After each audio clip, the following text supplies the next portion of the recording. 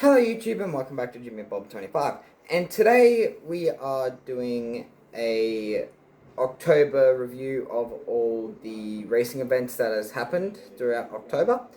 I have decided to do this as an addition to everything that I've done on the channel.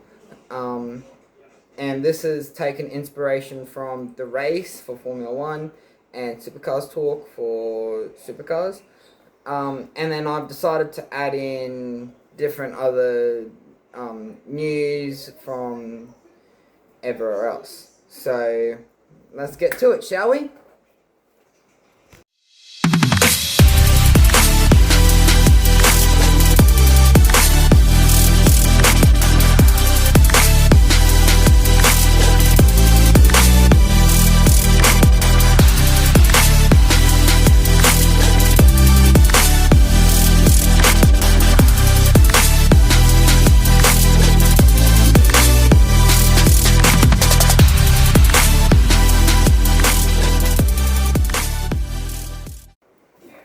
Okay, so starting off the day,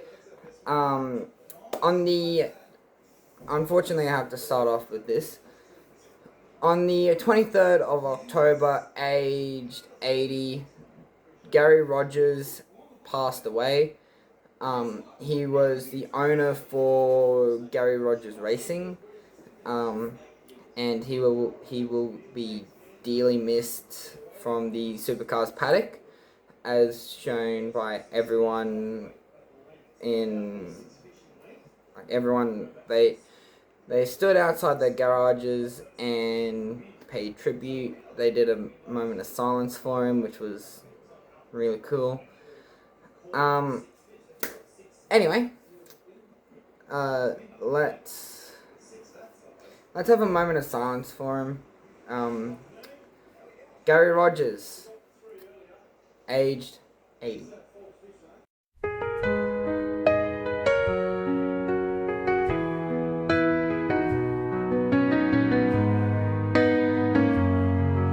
Okay, so getting on to the big news now. Chaz Mostert dominating both races of the Supercars Gold Coast 500. He won by, I'm pretty sure it was 5 seconds in the first race, and then it was shorter in the second race, but with like 10 laps to go, 10-15 laps to go, he just shot through the field. On the Saturday, he was a bullet. So that was pretty cool to watch. Something else that something I would not have liked to have watched, but I had to watch it anyway. Brody Kostecki out of the finals. One of the 4 people you would probably put your money on, maybe next year, will put your money on to actually get into the finals. Has into the top, into Adelaide. Crashed out of qualifying in race 28. Absolutely totaling his car. They had to go back to the workshop and rebuild it. So yeah. At one stage when I was just scrolling YouTube, just like 3 in a row, Brody, and I'm like, I don't want to see this. But anyway, on to Bathurst. We had 2 races in October for Supercars. One was Gold Coast, which we were just talking about, and the other one was Bathurst, which I went to, and God, that was cold, but on the race day, but it was good. 7 safety cars, and Garth Tander. I've got notes here, but I cannot think apparently. Garth Tander joining Mark Scaife and Larry Perkins as 6-time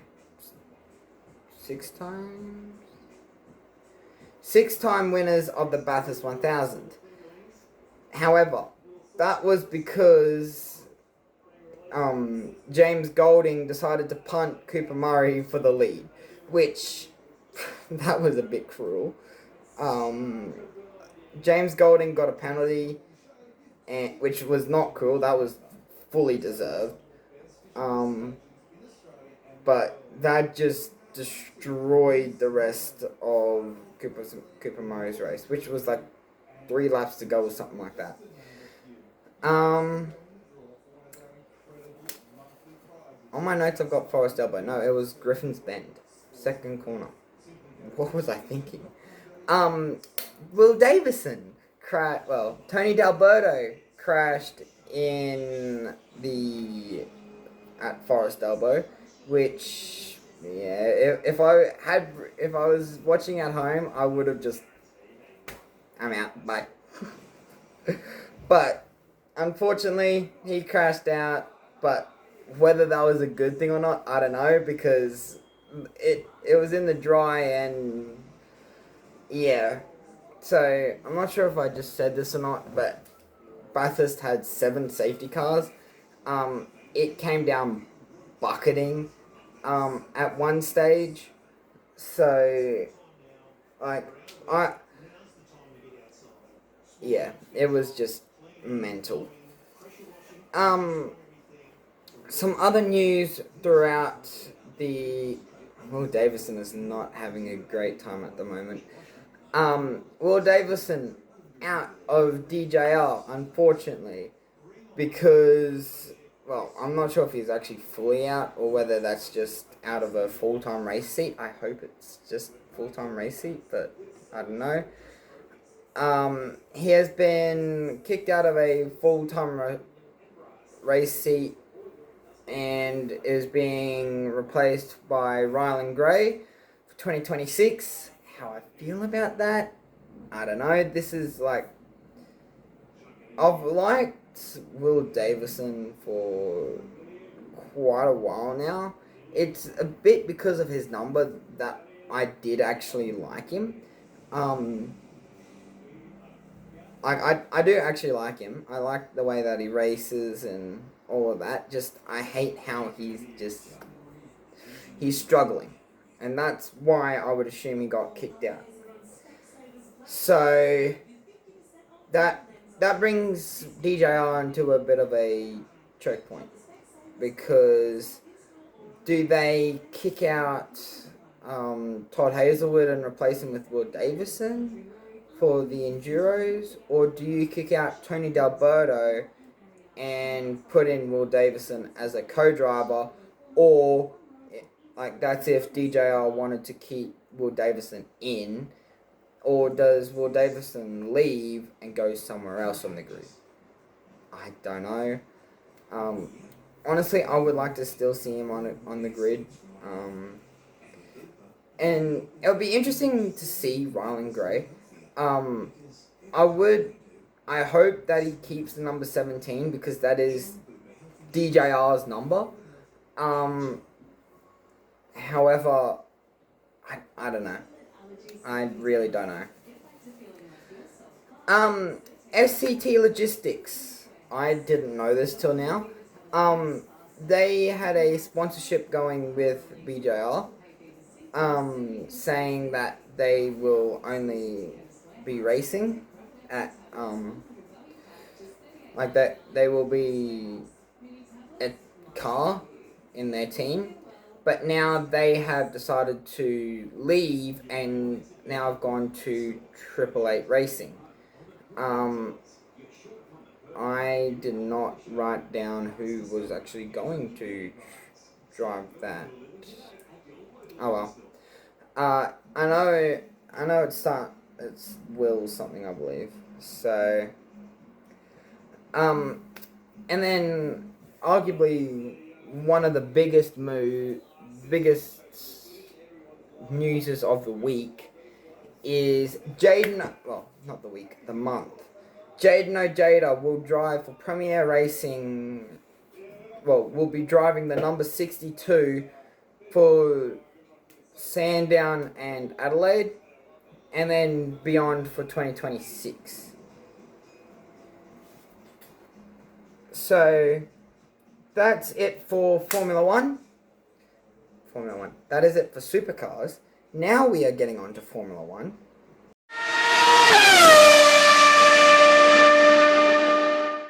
This is going to be sad. So we had 2 races over the month of October. The first one being the American Grand Prix, which was held at Austin. And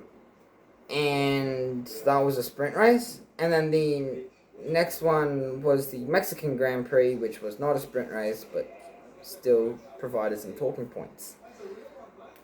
First one, the biggest one. Both McLarens crashing out in the sprint race. Boys, I wish I was a big channel to say that, so then this message actually would hopefully get across. But boys, keep your head. You're not fighting each other. You're fighting Max Verstappen, essentially. So what McLaren should do, well, what they should have done was at Mexico. I'm doing that because I'm more favoring Oscar, but I believe that Oscar's the better driver. So what they should have done was at or before Mexico, they say to Lando, hey, you're number 2 driver. Oscar's now the number 1 driver since he's the championship leader.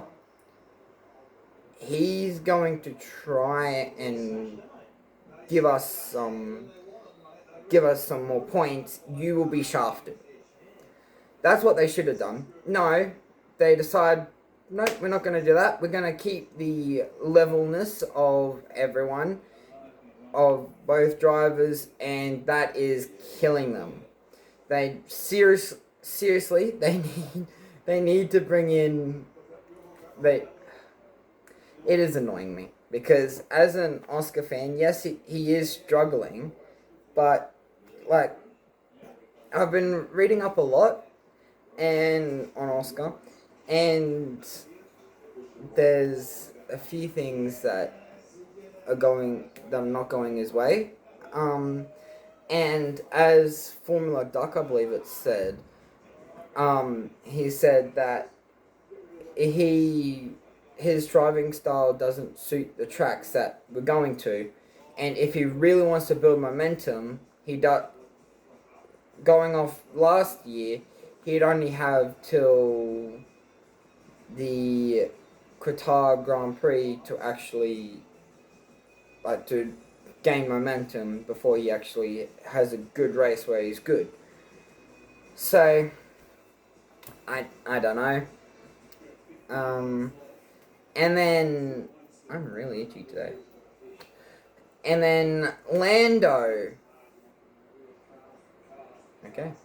Lando winning the I didn't even start the American. The Max won the American Grand Prix by almost 8 seconds, which is actually pretty impressive.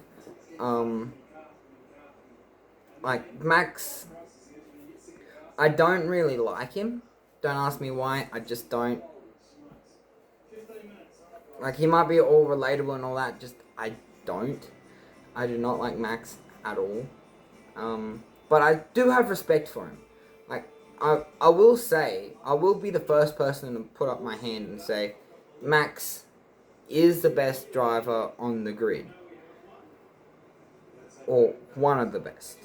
I still believe if you ask me whether I'm Team Super Max or Team LH, I am Team LH in 2021. Please don't start a war in my comments.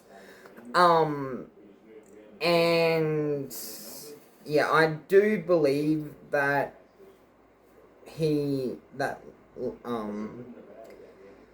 Lewis has the skill. He's just not in the right car with the right mindset. I'm just a YouTuber yabbing on, so I have no clue what I'm talking about. But yeah, like in cricket, like using cricket as an example, I changed it around in one season. Not even one season, half a year. I changed it around, and now I'm actually. Well, I shouldn't really say that because of the weekend, but I'm doing decent out of my 3 games that I've played. So there. That's all I'm gonna say. Lando winning the Mexican Grand Prix by 30 seconds, and that was actually impressive. Like I will go bad mouthing Lando all I can, but I will admit that is impressive. By the way, if you see me getting distracted, it's because I have the Hampton Downs race weekend for GT World and New Zealand TA2, which I will get to later on in the video. So, or I'm reading my script, which is beside me. Well, my dot points. It's not really a script. So Lando, after Mexico, Lando Bodolo Norris, he has taken over the championship lead. Honestly, I don't think he has needed to. Well, I don't think he should have the championship lead. Again, coming from an Oscar fan, like of course you want your favorite driver to be leading the championship. However, I am only thinking, like, I've got some points here that they're not really good ones, but they're how I feel. I feel that he shouldn't be championship leader because of Canada when he crashed into his teammate and his front wing broke off. And then like the numerous times that McLaren has bailed him out, like that. Monza, for example, he should. I reckon he should not have had the position back to him because yes, they might have said that they won't overtake them, like he won't be overtaken. However, it was a team, like, and it was a team mistake, but it is just racing. Like every sport that you play can be cruel to you. So, like I bet if if Lando was in Oscar's situation, yeah, and he had a good pit stop and like he was P2 and then Oscar had a slow stop, that would be. Anyway, moving on. Cars going at the Mexican Grand Prix, cars going 4 wide down into turn 1 on lap 1. I actually did watch the Mexican Grand Prix and the American Grand Prix, I believe. Yes, that was yeah. I did watch both races. The cars going 4 wide, Max Verstappen having to bail out into the grass at turn 1 on lap 1. And then 2021 all over again with Lewis Hamilton and Max Verstappen going at it again on lap 3 or 4. I'm not 100% sure, so I'll just leave it as that. Okay, this is something that I did want to actually ramble on about. Poorly timed and pointless VSC for Carlos Sainz. Yes, I forgot his name, back in 2012, there, like when one dude crashed into the truck at at the train at Japan. Um, and they were worried about that again. Um, However, this was a different situation. Half of half of the car was out, sticking out onto the track where to the track, which was really the runoff area. So he would have been safe, but his car's brakes did actually catch on fire. So, and like the marshals did need to go out, but like it's not like that situation that actually caused the FIA to make the VSC. It's not like that situation where it's bucketing down rain, um, and all of that. No, it was a bright blue day. There's not. This was at the second last corner, where if your brakes fail, you're probably only, you might roll into the barriers. I say you might only roll, but yeah, yeah. It. My point is, it robbed us of a classic finish between Max Verstappen and Charles Leclerc. That is what I'm gonna say. And then also this could be a bit different as well, different situation, but it also robbed Oscar Piastri from keeping the championship lead, which was my next point. Oliver Behrman, hats off to you, my dude.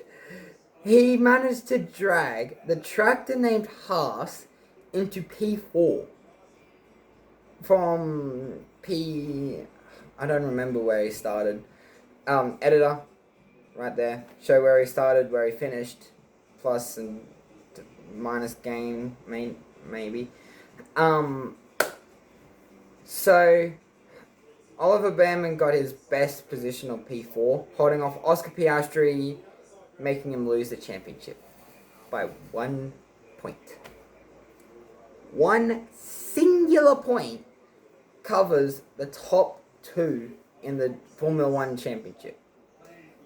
They both happen to be from McLaren. That's all I'm going to say from that. Getting on to other news.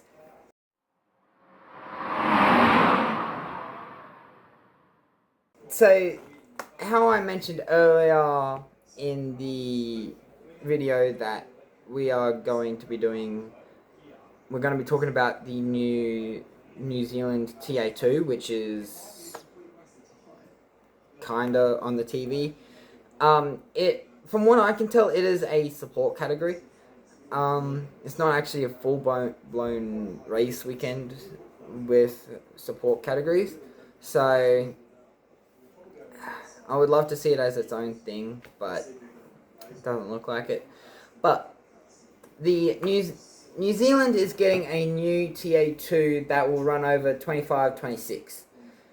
There will be 5 rounds and 16 drivers from all over New Zealand and Australia. The series will start at Hampton Downs this weekend that I'm recording, and probably will post on the Monday. And will end at Taupo as a supercar support category. There will be 5... I already said that.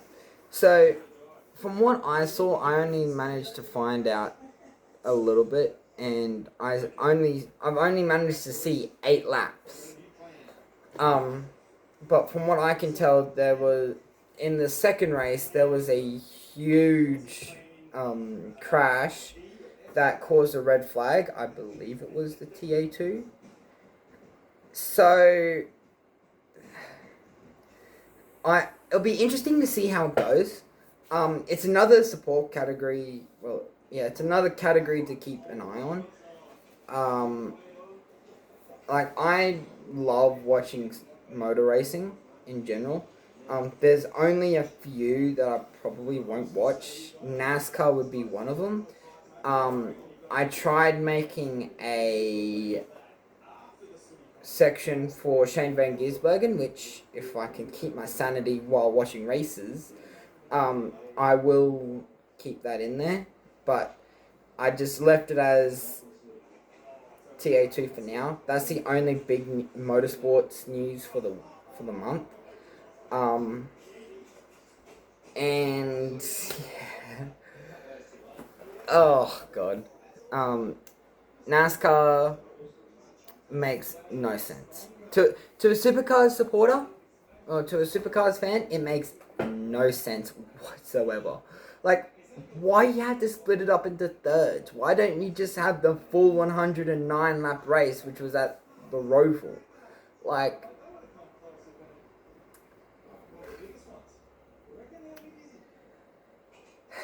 anyway, I also found out that the AWS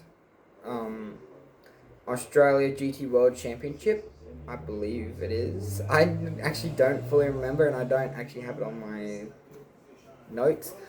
That is that has some actually that actually has some supercars drivers. So will cars to watch for if you subscribe to the GT World YouTube channel and just keep an eye out for anything that looks like that it is from Australia. Otherwise, I can, if you guys really wanted to, I can start putting out posts, shorts, videos about when the races are. I might actually do that for next year, maybe. We'll see. So yeah, I can do that. But just look out for any live streams that look like they're from Australia, and yeah, that they are interesting to watch. Like, they are based on ACC, which has been on the channel. Can I flag that? Sorry, I got distracted by the Porsche. No.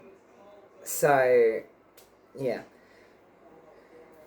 Anyway, guys, I am going to end the video here. Thanks for watching. Don't forget to like, subscribe, do all that good stuff. If you like watching content like this, drop us a subscribe and let me know down in the comments below. I will start per month saying what how the percentage of subscribers to non-subscribers, as a word of warning. But yeah, thanks for watching, and we will see you in the next one. Goodbye.